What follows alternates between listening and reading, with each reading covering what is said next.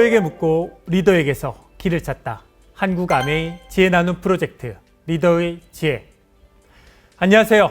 매주 화요일은 소비자를 컨택하는 지혜를 우리 리더님들로부터 배우는 시간인데요. 6번째 주자는 김지영 리더님.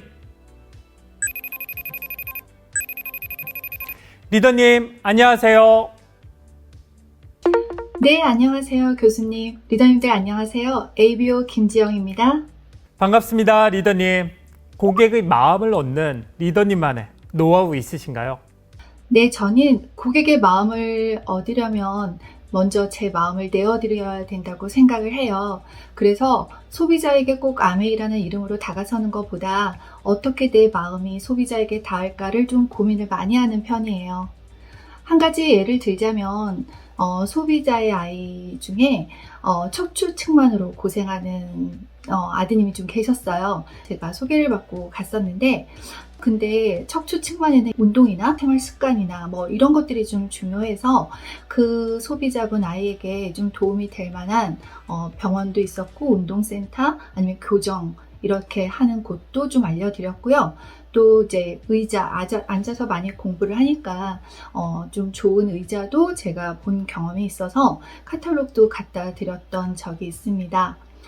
사실 소비자분들은 이런 걸 다 찾아다니시기는 좀 어려운데 저희는 소비자분들이나 아니면 다른 분들을 만날 기회가 좀 많아서 그런 정보들을 좀 알려드리기가 그렇게 어려운 편은 아니었거든요. 그래서 소비자가 제 아이 같은 마음으로 어떻게 하면 이 아이가 좀 더 빨리 나을 수 있을까를 좀 같이 고민하고 같이 해결하는 그렇게 저희는 좀 소비자에게 다가섰고 또 아이가 많이 좋아지기도 했고 아메이 제품도 꾸준히 섭취하고 있습니다. 그 소비자분이 감동받았겠어요. 리더님들이 잘 아시는 상호성 원칙에서 중요한 포인트가 있어요. 설득 심리학의 대가 치알디니 교수가 강조한 게 도울 때는 조건 없이 순수하게 도우라 라고 했죠. 무언가를 얻기 위해서 주는 게 뻔히 보이면 상대가 마음을 열지 않아요. 도와주는 사람의 속이 뻔히 보일 때 상대는 자신이 받은 만큼 혹은 받은 것보다 적게 갚으려 해요. 반면 조건 없이 상대를 위해 순수하게 돕게 되면 상대는 진심으로 고마워하며 마음을 열 뿐 아니라 마음의 빚을 갚기 위해 더 많이 갚으려 하죠. 네, 맞아요. 그 소비자분은 제 진심을 알아주신 거죠. 제가 그분을 통해 돈을 벌려고 한 게 아니라 그분을 좀 돕고 싶어 한다는 걸 아셨던 것 같아요. 네, 김지영 리더님. 고객에게 꼭 하는 말이나 피해야 하는 말이 있나요? 제가 꼭 해야 한다고 생각하는 말은 아메이 사업의 가치와 철학은 좀 반드시 얘기하는 편입니다. 그리고 또 제가 이 사업을 하는 이유와 비전도 반드시 얘기하는 편이고요. 꼭 하지 않는다는 말은 우리만의 용어, 아메이의 어떤 일명 전문 용어라는 그런 말은 잘 쓰지 않으려고 노력합니다. 저는 사업을 한 지가 좀 오래된 편인데요. 제가 지나면서 느낀 바로 초기에 사업을 할 때는 소비자들과 언어의 그 갭이 많지 않으니까 잘 알아들으셨단 말이죠. 근데 시간이 지나고 어느 정도 연차가 되면 사업자들끼리 대화를 많이 하니까 오히려 일반 소비자분과는 괴리감이 느끼거나 갭을 좀 느끼시는 경우가 있었던 것 같아요. 그래서 지나서 생각해보니까 파트너들 사례 속에서 좀 저를 많이 보게 된 거죠. 저희만의 용어를 외계어처럼 많이 쓰고 있더라고요.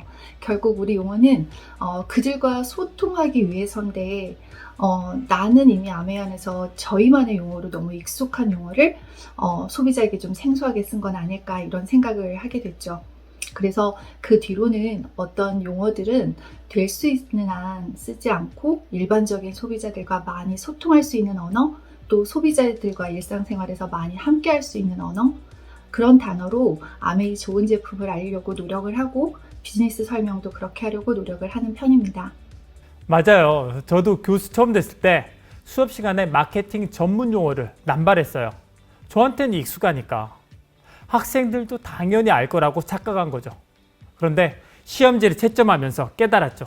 설명 없이 전문 용어를 사용하면 학생들이 수업을 이해할 수 없다는 걸.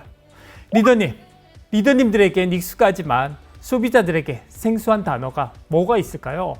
저희가 사업 설명을 저는 너무 쉽게 STP라는 말을 줄여서 쓰기도 하거든요. 그리고 어떤 핀에 대해서도 너무 익숙하게 우리가 새로 BB가 나왔고 이런 식으로 약자를 많이 쓰기도 하고 또 Q를 해야 된다 이런 얘기를 너무 쉽게 쓰는 거죠. 그런데 사실 소비자들은 그게 무슨 언어인지도 모르실 텐데 저는 그걸 굉장히 목표나 어떤 기회라는 이름으로 제가 많이 썼던 기억이 있어요. 그래서 그런 용어보다는 어떤 혜택을 줄 수 있는지, 어떤 수준까지 될 수 있는지 가늠하실 수 있게 설명을 하려고 노력하는 편입니다. 그렇죠. 시스템 용어 같은 경우 리더님들끼리는 편하실지 몰라도 일반인들 입장에서는 용어의 의미를 이해하기 어려울 수 있죠. 게다가 거부감이나 편견이 들 수도 있으니까 피하셔야죠. 김지영 리더님처럼 용어를 풀어서 얘기해야죠. 김지영 리더님, 마무리 인사하시죠. 저는 진정성을 갖고 정성을 다해서 사람을 만나려고 노력합니다. 그리고 저의 철학과 아메이 철학이 맞닿은 상태에서 비즈니스를 하려고 좀 노력하는 편입니다.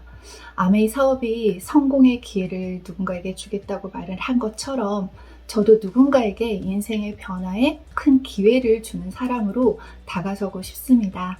네, 감사합니다. 김지영 리더님과 대화하면서 하위 문화, 서브컬처가 떠올랐어요. 하위 문화는 한 문화 내에서 특정한 집단만의 독특한 행동 양식과 가치관인데요.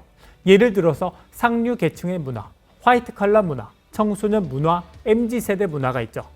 아메이 문화나 리더님들이 속한 특정 그룹의 문화도 하위 문화에 해당하고요.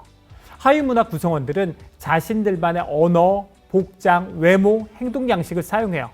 다른 하위 문화에서 안 쓰는 우리들만의 언어와 행동을 하면 의사소통도 잘 되고 재미도 있고 소속감과 공동체성을 높이고 단결하기도 쉽죠. 하지만 외부 사람이 볼 때는 이질감을 주기도 하고 때론 부정적인 인상, 거부감, 편견을 심어주기도 하죠. 리더님들이 청소년 자녀의 SNS를 보거나 청소년들의 말이나 행동을 보면 엄청난 충격을 받잖아요. 저도 중학생 아들들이 SNS에서 사용하는 말이나 주고받는 사진, 영상, 링크를 훔쳐보다 보면 걱정스러울 때가 있어요. 아들 녀석은 아무렇지 않게 아빠가 뭘 몰라서 그래 라고 하더라고요. 그래서 참는 거죠.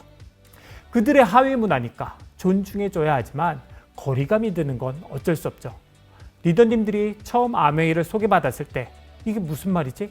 했던 경험 있으시죠? 너무 오래돼서 잘 기억 안 나는 분도 계시고 그게 뭐 어때? 라고 쿨하게 금방 적응하신 분도 계시지만 결코 가벼운 문제가 아닐 수 있죠. 망설이는 소비자 입장에서 그 작은 차이, 그 작은 이질감이 편견을 낳고 커다란 심리적 장벽이 될 수도 있다는 사실 잘 알고 계시죠? 우리가 일부러 장벽을 쌓을 필요는 없잖아요. 그 장벽을 무너뜨리기가 만만치 않다는 걸 잘 아니까. 소비자 컨택 6번째 시간, 리더님들이 챙겨가셔야 할 지혜는 하위 문화. 우리들만의 언어와 행동을 사용하면 소속감과 공동체성을 높이는 장점이 있지만 새롭게 컨택하는 소비자에게 편견을 심고 심리적 장벽을 만드는 단점도 있잖아요. 아메이만의 언어를 사용할 대상을 정확히 구분하시는 것 잊지 마시고요. 리더에게 묻고 리더에게서 길을 찾다. 한국 아메이 지혜 나눔 프로젝트 리더의 지혜. 내일은 소비자 확대 6번째 시간이죠. 소비자를 확대하는 지혜가 필요하신 리더님은 꼭 오세요.